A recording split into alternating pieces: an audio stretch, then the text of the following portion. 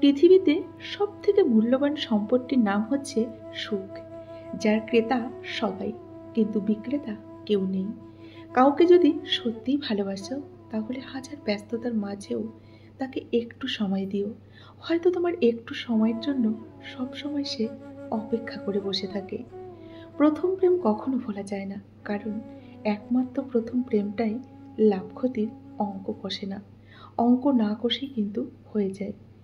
ব্যর্থ সে নয় যে ভালোবাসা পেল না, ব্যর্থ তো সেই যে ভালোবাসা পেয়েও সেটা ধরে রাখতে পারল না। সম্পর্ক কখনো কখনো এমনভাবে বদলে যায়, যার সাথে সব কথা শেয়ার করা যেত, তাকে কেমন আছো এই কথাটা পর্যন্ত জিজ্ঞাসা করা যায় না। তখনই কিন্তু বোঝা যায় সম্পর্কটা অনেকটাই বদলে গেছে। মিথ্যেবাদীরা হাজার মিথ্যে কথা বললেও শোনার সময় সত্য কথাটাই কিন্তু শুনতে চায়, তাই না বন্ধুরা? নমস্কার, আমি মিঠু। আমার এই রকমারি চ্যানেলে আজ আবার একটি নতুন ভিডিওতে আপনাদের সকলকে জানাই আমন্ত্রণ। আশা করছি সকলেই খুব ভালো আছেন আর সুস্থ আছেন। তাহলে চলুন বন্ধুরা, ভিডিওর শেষ অংশটুকু শুনে নেওয়া যাক। জীবনে যতই তুমি ভালো কাজ করো না কেন, কারো না কারো কাছে তুমি খারাপ কিন্তু হবেই, এটাই নিয়ম। যখন কষ্টটা সীমা ছাড়িয়ে যায় তখন মানুষ কিন্তু আর কাঁদে না, একদম চুপ হয়ে যায়, তাই না? সম্পর্ক তখনও শেষ হয়ে যায় যখন একজনের অতিরিক্ত ভালোবাসা অন্যজনের কাছে বোঝা হয়ে দাঁড়ায়। তখনই কিন্তু সম্পর্কটা ভেঙে দুটুকরো হয়ে যায়। বন্ধুরা, মনের কষ্ট আর চোখের জল কখনো কাউকে দেখাবেন না। জীবন সুখে না হলেও কাউকে বলতে যাবেন না, কারণ কষ্ট সবাই দিতে পারে, কিন্তু কেউ কষ্টের ভাগ কিন্তু নিতে পারে না, এটা মাথায় রাখবেন। খুচরো পয়সার আওয়াজ কিন্তু সব সময় বেশি হয়, কিন্তু বেশি টাকার নোটে কোনো শব্দ নেই। তাই সকলকে নিজের মূল্য বোঝাতে সব সময় চুপ থাকুন। সময় আপনার মূল্য একদিন সকলকে বুঝিয়ে দেবে। কষ্ট মানুষকে কাঁদায় না, কাঁদায় তো সুখ। ক্ষণিকের জন্য আসে, আবার চলে যায়। মন থেকে কথা বলা আর মন রাখার জন্য কথা বলা, এই দুটির মধ্যে কিন্তু অনেক পার্থক্য আছে বন্ধুরা। জীবনটা জোনাকি পোকার মতো হয়ে গেছে, এই আলোকিত হয় আবার এই অন্ধকার। বৃষ্টি তখনই হয় যখন আকাশ মেঘের ভার আর সইতে পারে না, আর কান্না তখনই হয় যখন হৃদয় কষ্টের ভার আর বইতে পারে না। তখন কিন্তু দু চোখ গড়িয়ে জল নেমে আসে।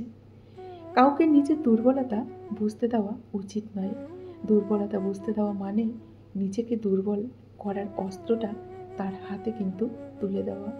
তাই কখনোই কাউকে নিজের দুর্বলতা এবং কষ্টের কথা বলতে যাবেন না বন্ধুরা।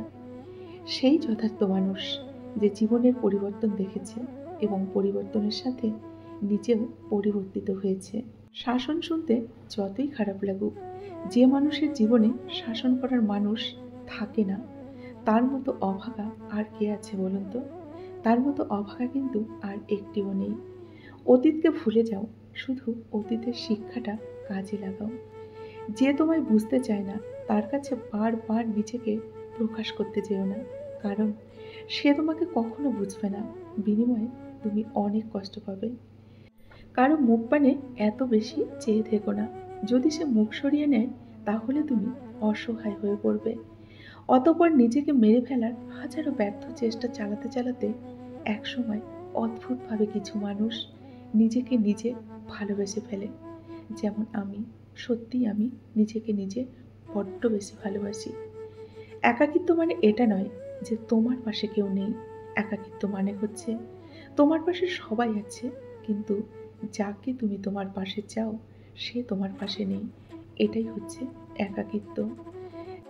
জীবনের মূল্যটা সেদিনই বুঝবে যেদিন দেখবে হাত বাড়ালেই সব কিছু পাওয়া যায় না, তার জন্য যোগ্যতা অর্জন করতে হয়। সেদিনই বুঝবে জীবনের মূল্যটা। হারানোর ভয় তো সেই বেশি পায় যে সত্যিকারের ভালোবাসে, সেই কিন্তু হারানোর ভয় বেশি পায়। প্রকৃত বন্ধুকে, যে ঠান্ডা লাগা গলা আর কান্না ভেজা গলা, দুটো গলার মধ্যে পার্থক্য বুঝবে, সেই হচ্ছে প্রকৃত বন্ধু এবং ভালোবাসার মানুষ। আসলে ভালোবাসার কোনো নাম হয় না, নিজের ভেতরের অনুভূতি দিয়ে শুধু সম্পর্কগুলোর আমরা নাম দিই। কখনো কখনো অর্থহীন কথা বলার থেকে কিন্তু বন্ধুরা চুপ থাকা অনেক শ্রেয়। এতে অনেকটা ভালো থাকা যায়। পথকে গন্তব্য ভেবে ভুল করে থেমে যেও না। জীবনের পথটা কিন্তু বন্ধুরা অনেকটা লম্বা। তাই নিজের মতো করে সামনের দিকে এগিয়ে যাও। দেখবে অনেক ভালো থাকবে। সবথেকে বাজে অনুভূতিটা তখনই হয় যখন আপনি কাউকে খুব মিস করবেন। তার সাথে কথা বলতে চান, কিন্তু সেই মানুষটি আপনার সাথে কোনো কথার সাড়াই দেয় না বা আপনার এসএমএস এর কোনো রিপ্লাই দেয় না। তখন কিন্তু সেই জিনিসটা বড্ড বেশি কষ্টের মনে হয়। ভুল করা দোষের কিছু নয়, বরং ভুলের উপর প্রতিষ্ঠিত থাকাই কিন্তু দোষণীয়। জীবনে এমন কিছু কষ্টের কথা থাকে যা কাউকেই কখনোই বলা যায় না। কারণ সেই কষ্টের কথা বলতে গেলে নিজেরই ভীষণ কষ্ট হয় এবং কষ্টটা অনেকটা বেড়ে যায়। নীরব অভিমান ভাঙানোর মানুষটাই যখন কষ্টের কারণ, তখন অজানা কষ্টের ভিড়ে আর কাউকে না জড়ানোই অনেকটা ভালো, তাই না? বন্ধুরা, আজকের ভিডিওটি এই পর্যন্তই রাখছি। যদি ভিডিওটি ভালো লাগে অবশ্যই লাইক, কমেন্ট আর শেয়ার করবেন।